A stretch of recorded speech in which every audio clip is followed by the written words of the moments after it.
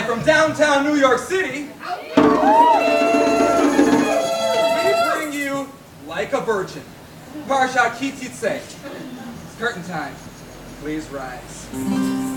Today we are airing the dirty laundry of the Jewish people. So without further ado, ladies and gentlemen, are you ready to meet the Maven? Yes! So I want to introduce to you the Maven. Ladies and gentlemen, when the telling of Torah premiered in Jerusalem 2,500 years ago, it was an engaging performance accompanied by live interpretive translation from Hebrew into the language of the day.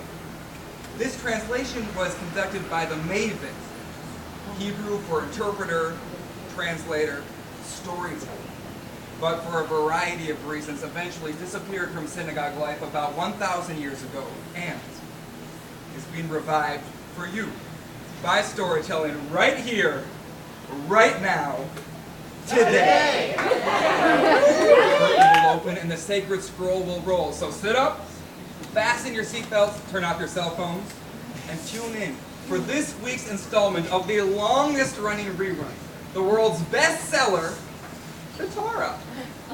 Live from Mount Sinai,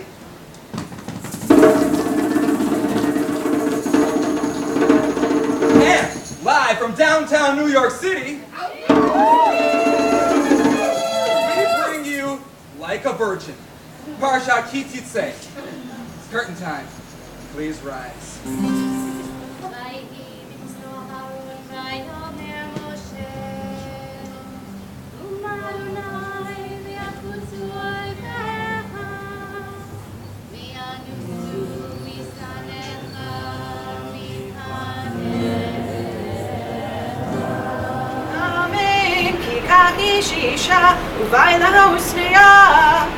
A man, any man, will marry a woman.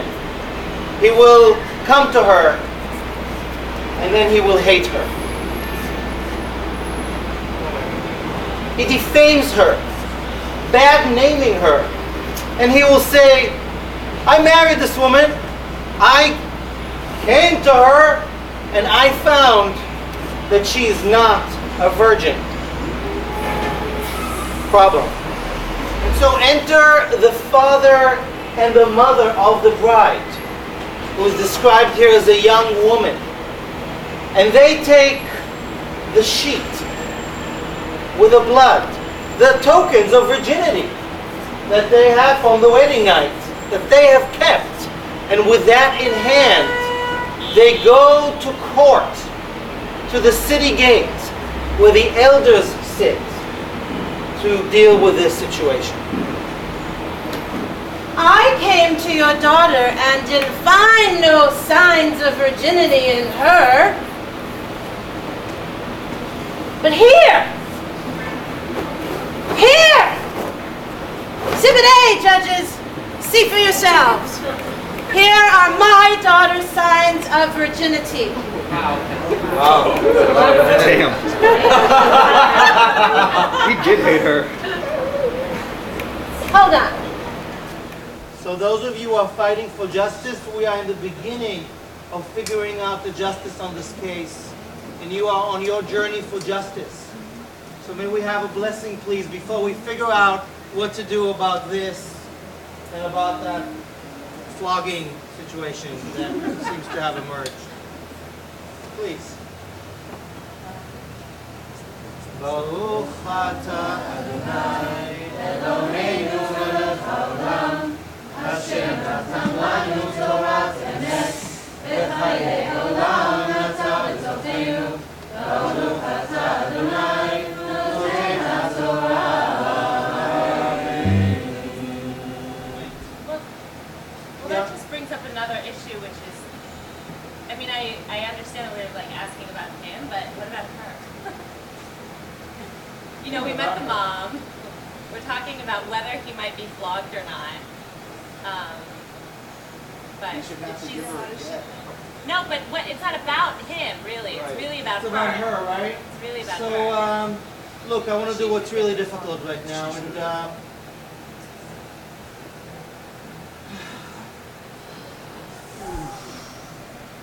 let's call her in here.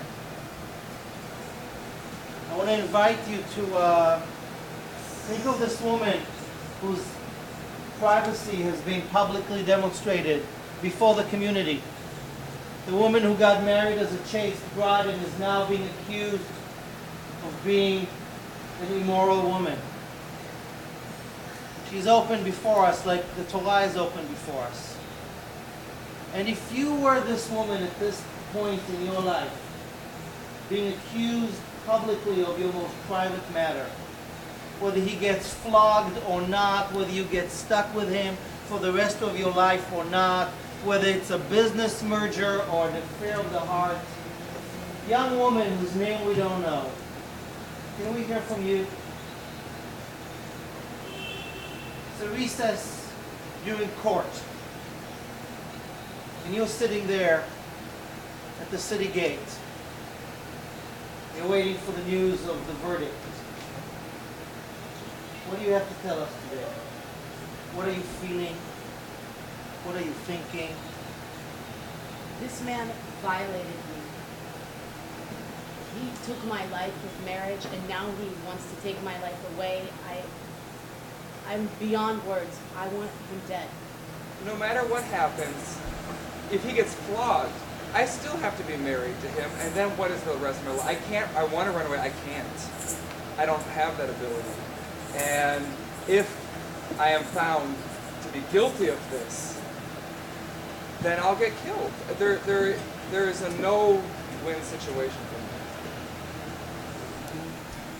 And today we are airing the dirty laundry of the Jewish people. That's this story.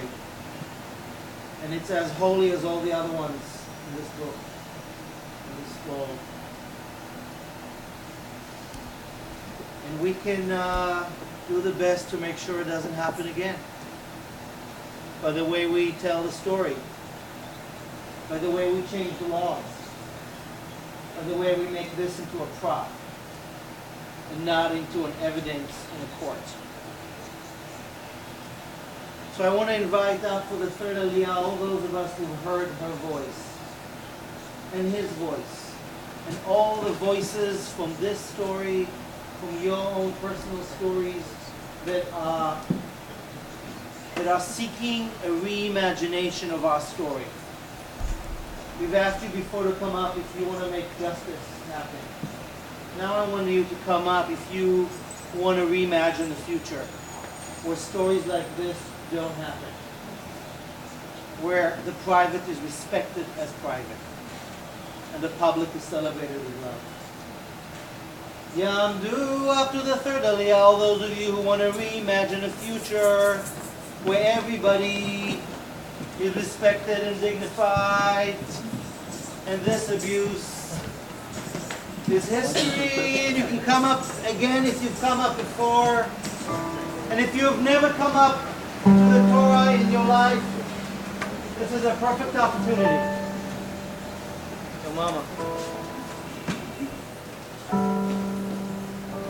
ואם אמת היה הדבר הזה, ונמצאו בתולים לנערה. However, there is the possibility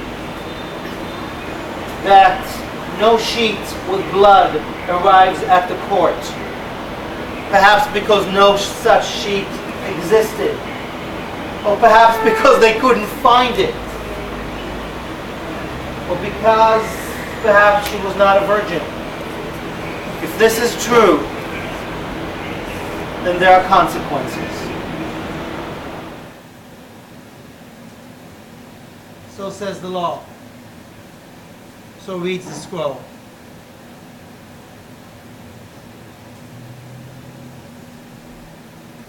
In this difficult moment, needs a blessing.